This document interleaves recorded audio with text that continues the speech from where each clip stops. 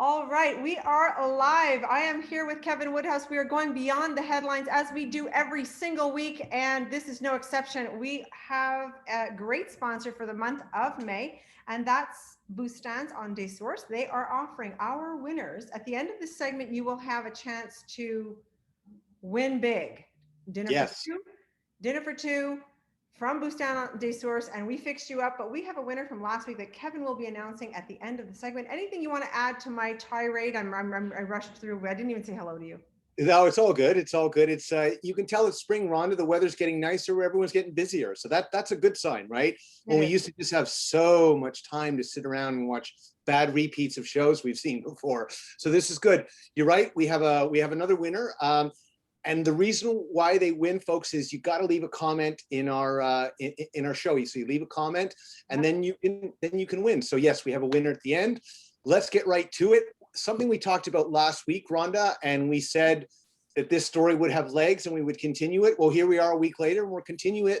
Can you tell me a little bit about, because you were one of the first to cover this, picnic tables and gazebos in Dorval. What's the story? What's the story is that the poor council of Dorval, they were listening to the residents from last year who were complaining that they didn't have enough time on their benches and they couldn't get hold of a picnic table to sit on because it was always packed and there was no way of like turning it over. People would sit and basically root and stay. So in response to that, the poor councils went to bat and said, okay, we're going to rent it out $10 for 3 or 4 hours. We're going to have gazebos that are $88. And that was their presentation in a draft bylaw. I want to tell you that was a draft bylaw, which is what exactly that is for. So that reaches the community. People like me and you will cover it.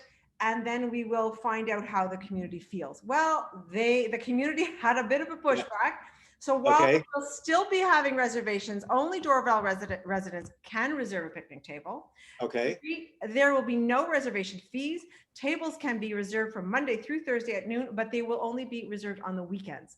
Table reservations will be displayed on site in order to inform citizens who will still be allowed to use the tables outside of the indicated reservations. So basically it will show you, you will know, get your boot out of there. If it's 1 o'clock and I'm having my birthday party there, you got to get out.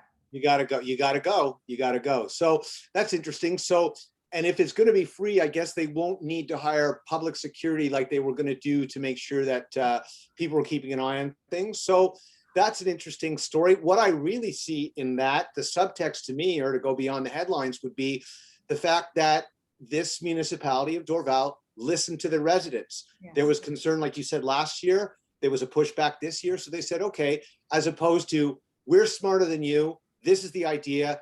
If you don't like it, stuff it. And that I've seen other municipal administrations do that in the past, and it does not work because you end up alienating everybody. That's right. So all I can say is kudos to Dorval for listening to their citizens. I mean, that's all we can ask for. So I think that's great. I love it too. And now moving on, still in the realm of the West Island and community services, we've got Ricochet, which is the homeless shelter that began operations in November, and their mandate has been extended. Montreal City has been funding them. So tell me a little bit about that.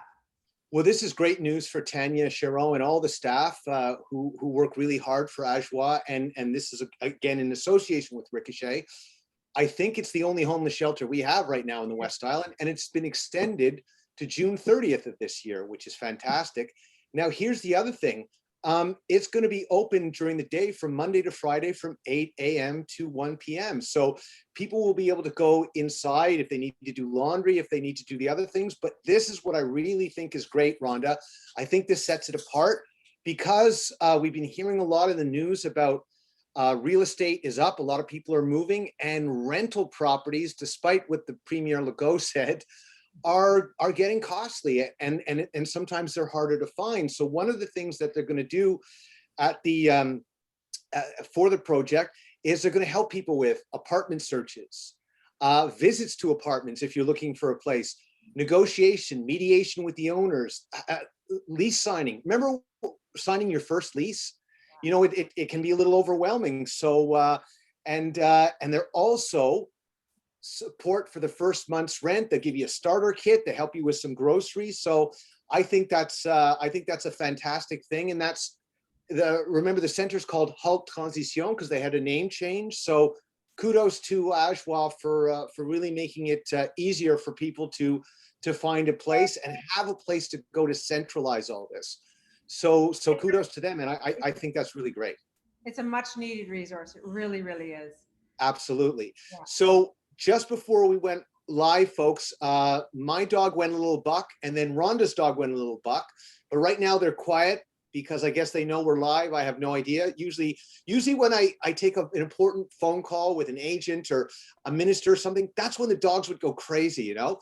But we have a dog story. So tell me about, we've got some potential pets coming to Montreal by plane. So that's kind of interesting. Tell us about that. What is it? First of all, I was blown away. This is 118 dogs coming from Wow. Mexico, stray dogs that have been, normally there's so much I want to say on this. Refuge Balto is out of Vaudreuil. Diane Levesque spoke to me about an hour ago, and she told me 118 dogs are coming from Mexico. Normally she has 5 or 6 at a time. This is not new for her. It's just that it's new in quantity due to the pandemic. They weren't coming.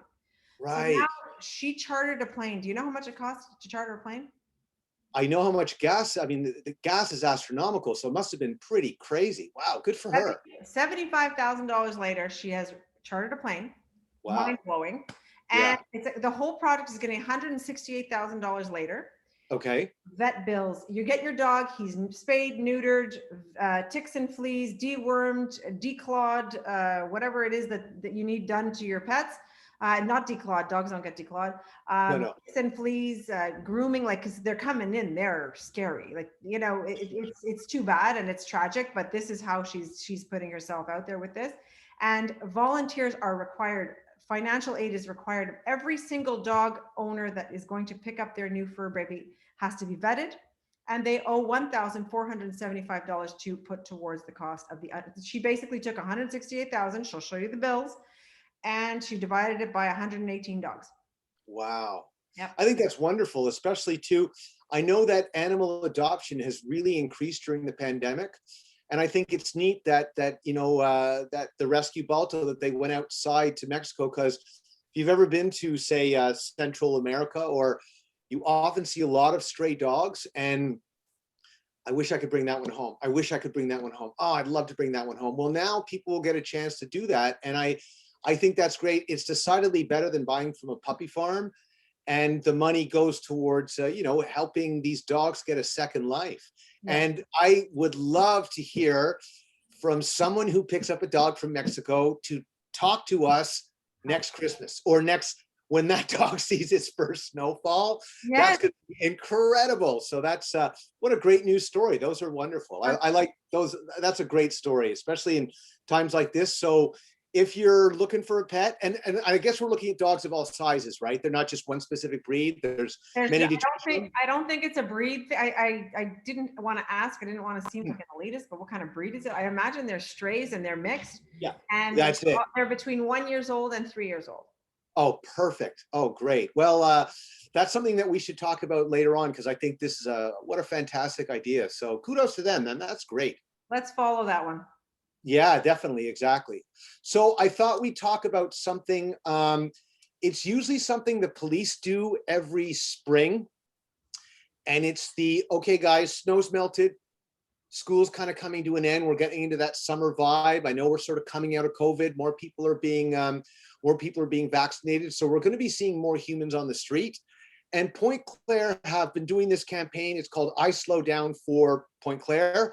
They've been doing it the last few years, and there's a little twist on it this year, because they always encourage people, if you can, to get a sign. And there's a few signs that they have to choose from.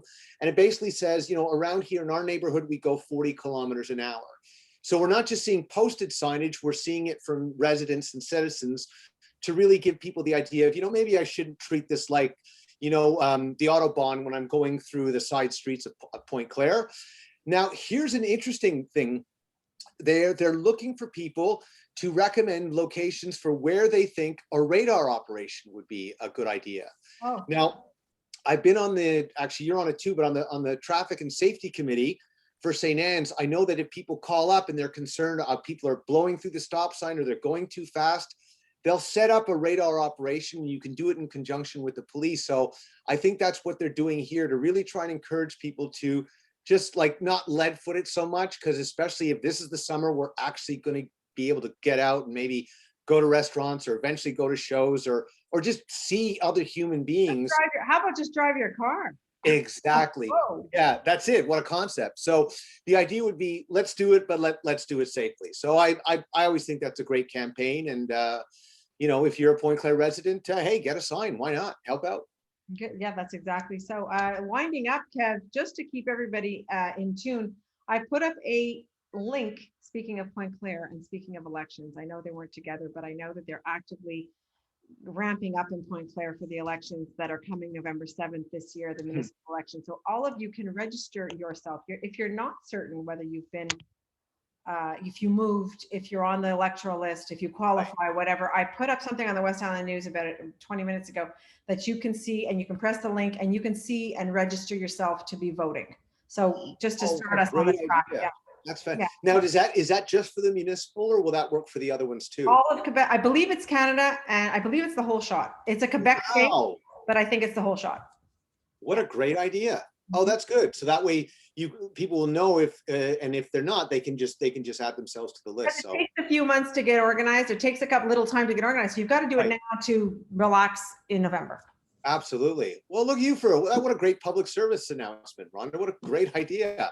I really want people to vote. I really like it. I'm an advocate of people voting. Get out and vote. Come on.